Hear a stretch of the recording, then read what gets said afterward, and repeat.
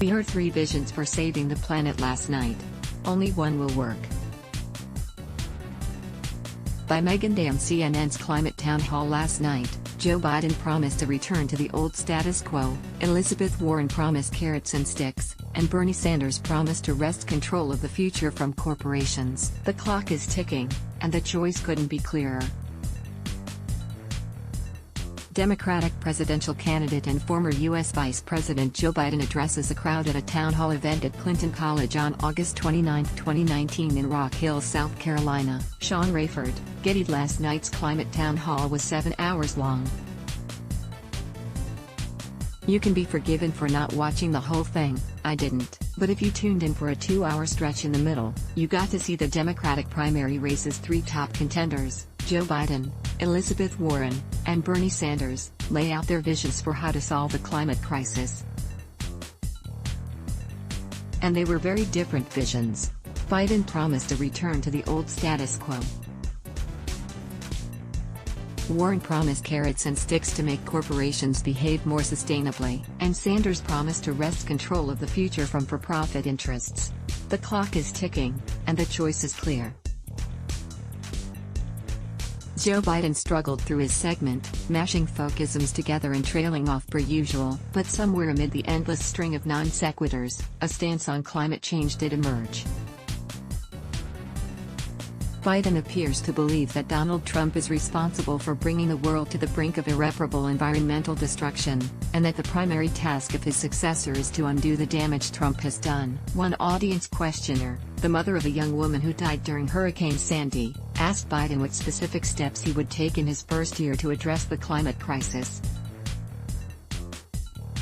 Try to make sense of his answer here. First of all, what we have to do is go back and turn back all the changes that in fact the president has made, from CAFE standards, to moving in the direction that we in fact deal with providing people who get displaced opportunities to have jobs by sending them back to school, by doing continuing education, whole range of things.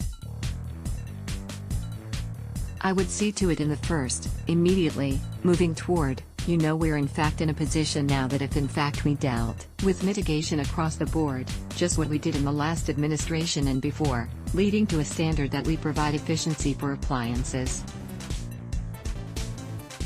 You can't make sense of it, because it's largely unintelligible. One thing that does shine through is that Biden thinks the most important steps to take are turning back all the changes that in fact the president has made and doing just what we did in the last administration. Unbelievably, Biden even implied that nobody knew about climate change before Trump became president, saying, "It's a little bit like a whole lot of things that people didn't know before this guy became president, before he started to take it away. And he started to take it away and they said, whoa, wait a minute man, look what that's done. He's changed the CAFE standards, we're not gonna meet those standards." Well, that means boom, he's done his, and that means bang, everybody knows now, knows what he has done. Whatever else Biden said, and it was mostly gibberish like this, his insistence that the climate crisis begins and ends with Trump, and that the Obama administration provided adequate stewardship on climate issues, is unacceptable and incommensurate with the threat we face. If Joe Biden wins the presidency, we're toast. Next up was Bernie Sanders, whose Green New Deal is the most comprehensive plan to address climate change put forward by any presidential candidate, not just in this race but in U.S. history. Sanders performed well in his segment. With characteristic directness, he covered about 3 times as much ground as Biden. Reasonable people may disagree with his views on nuclear energy. He doesn't see investing in nuclear as the path to sustainability, or his great love of energy-efficient light bulbs. Warren made a good point later that the conversation about light bulbs, straws, and cheeseburgers is a distraction, but primarily Sanders focused on the contours of his Green New Deal, a national mobilization plan that treats the climate emergency with the gravity it deserves. Sanders' plan is aggressive and its timelines are short.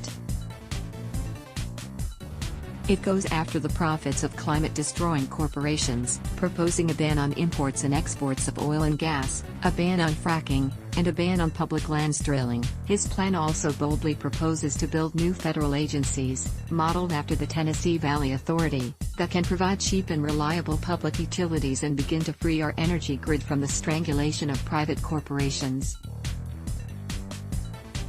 It proposes to create 20 million new jobs, putting people to work building infrastructure and restoring the environment. For those whose jobs will be lost in the transition, Sanders' plan proposes 5 years of guaranteed income and retraining, leaving no worker behind. Sanders hit most of these points during his Climate Town Hall segment. He demonstrated the depth of his vision right off the bat when he was asked how he would pay for it all. Sanders laid out a 4-point plan for paying for the Green New Deal. First, we will end subsidies to the fossil fuel industry. Second, bringing private utilities under public ownership will generate revenue for the federal government while also guaranteeing that no one will go without light and heat. Third, we will slash the enormous defense budget and stop paying to protect U.S. corporate oil interests abroad. And fourth, the mass provision of new jobs, good, public sector, unionized jobs, will mean fewer people on public assistance. He threw in a bonus: we're going to tax the shit out of Jeff Bezos. Host Anderson Cooper asked Sanders if he would prioritize his Green New Deal plan over his other ambitious plans, like Medicare for all, tuition-free public college, and student and medical debt cancellation. His answer testified to his holistic vision for change. To my mind, it's not prioritizing this over that. It is finally having a government which represents working families and the middle class rather than wealthy campaign contributors.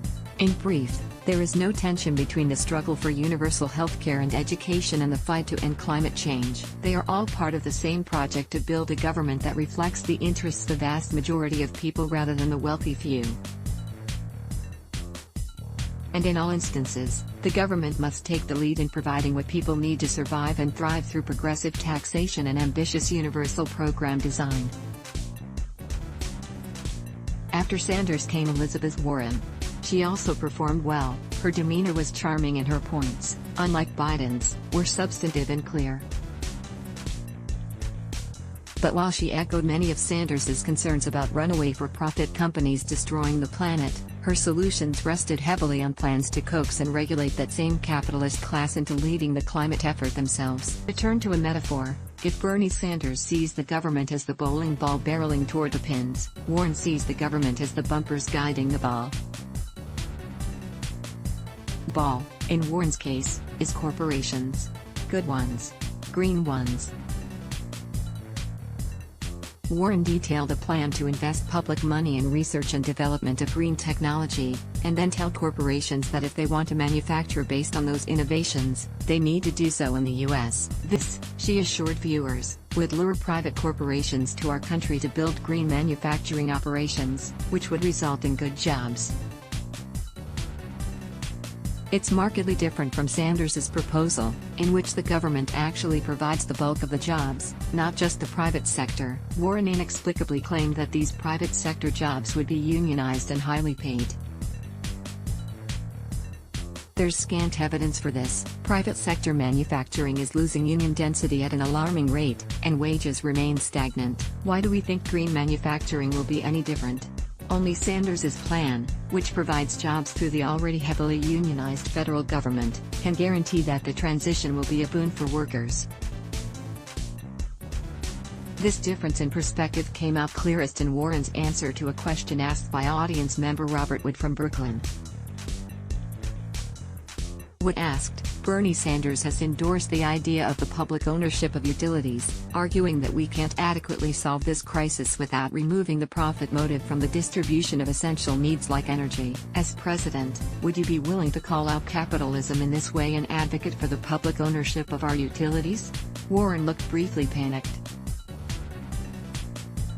Gosh, you know, I'm not sure that that's what gets you to the solution, she said. I'm perfectly willing to take on giant corporations, she added, but take on doesn't mean supplanting them with public alternatives. If somebody wants to make a profit from building better solar panels and generating better battery storage, I'm not opposed to that. What I'm opposed to is when they do it in a way that hurts everybody else. It's clear from this answer that Warren believes that profit-driven corporations are key partners in solving climate change. She just wants them to behave better, and her solution is a series of carrots and sticks, incentives and regulations, that can bring out the best in the private sector. This is the key difference between Sanders and Warren. He's guided by no such faith. That's why his plan places the federal government, an entity not motivated by the maximization of private profit, in the driver's seat of the effort to save the planet. The corporations got us into this mess, and they won't get us out of it. Biden, Sanders, and Warren are the three frontrunners in the race for the Democratic Party presidential nomination. In the primary race, voters who care deeply about climate change are now faced with a clear choice. They can choose a fumbling out-of-touch party insider who pines for a return to the status quo, a regulator par excellence who wants primarily to whip corporations into shape, or a democratic socialist who wants to take control of the ship from the private interests who are steering us toward planetary destruction. For the sake of future generations, let's hope they choose the latter. Let's block ads. Why?